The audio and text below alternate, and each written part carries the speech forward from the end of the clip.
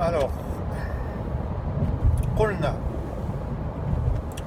nous avons dit qu'on ne peut pas parler de la différence même des madhhab tout court sans parler de faire un peu d'histoire en fait.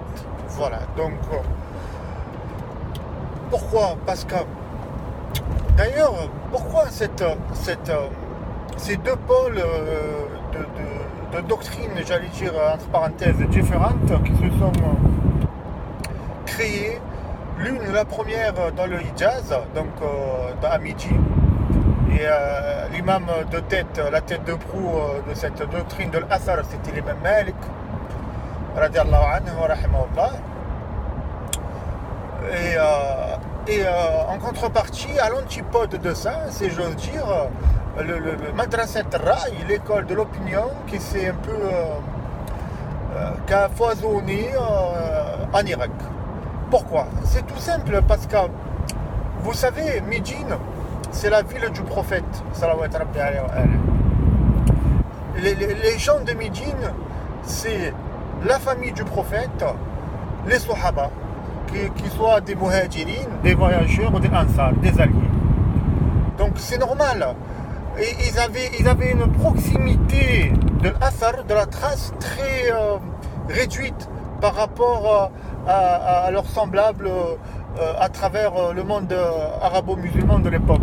Donc ils étaient très proches de cette trace. Donc al-hadith kana mutawasir.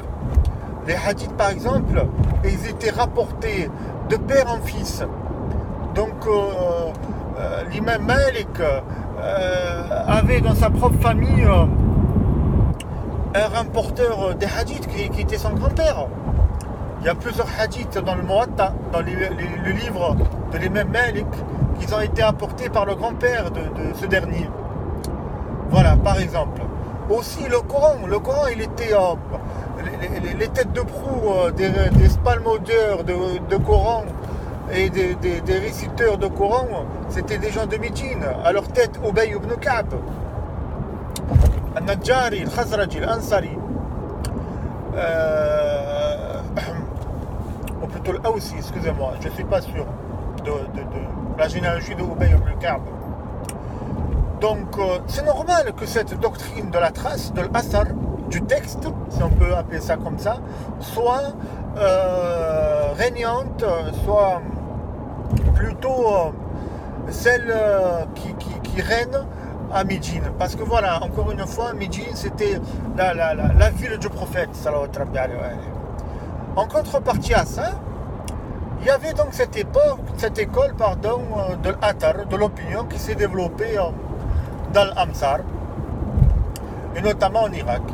Non parce qu'ils n'avaient pas l'accès au texte comme les gens de Médine, mais cette distance géographique, je pense, cette distance géographique et linguistique, parce qu'il y a des nuances, les gens de l'Hijaz ne parlaient pas l'arabe comme ceux de l'Irak.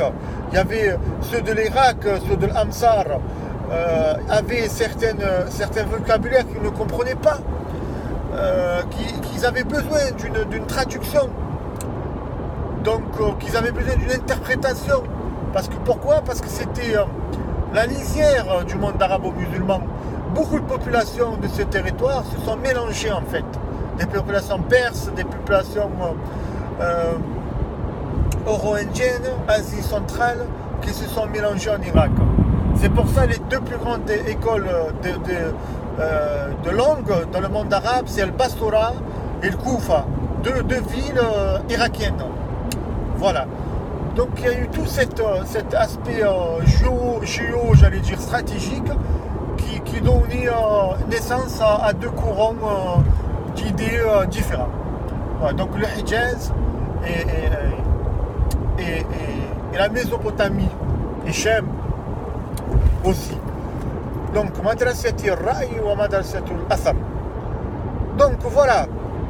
Alors, là, l'école de Abu Hanif al-Nu'man, qui est décédé en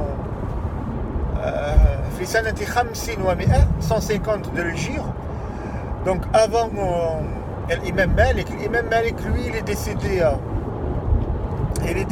en في سنة 79 و100 au l'an 179 de l'Hijra. والشافعي 400 و200 dans l'an 204. Donc ces ulama qu'ils ont créé les premiers écoles de jurisprudence en passant par là. Donc l'imam Zayd alayhi salam était un contemporain de l'imam Abu Hanifa an-Nu'man. Et lui aussi avait sa propre école, mais elle n'était pas vraiment, il n'y avait pas vraiment d'institution à cette école. Mais la première école de jurisprudence, c'est l'école Zaydi, en fait. Voilà. Donc vous avez bien compris ces deux courants idéologiques, si on peut parler ça comme ça. Et pourquoi donc il y a beaucoup de frères qui me disent ouais, le zaydisme il est très proche du hanafisme. Moi je dirais que le zaydisme il est très près du hanafisme dans le sens de l'opinion, bien sûr, mais aussi il est près du madhab de l'imam Malik par rapport aux rites. Voilà. Pourquoi? Parce que les rites de la salat, de la zakat et tout ça, de l'imam Malik sont issus du peuple de Médine. Et la famille du prophète, au départ, après la mort du prophète, est restée à Médine. Donc voilà. La famille du prophète a appris tous ces rites du prophète, aussi le peuple de Médine, en parallèle à ça, a appris tous ces rites du prophète aussi. Voilà. Mais pourquoi dans le madhab de Ra'i, dans l'aql, dans la pensée, le zaydisme est près du hanafisme? Pourquoi? Parce qu'en fait, l'école de la famille du prophète, elle a toujours privilégié l'aql, le cerveau, la pensée, mais en s'appuyant sur les textes. Voilà. Nous allons voir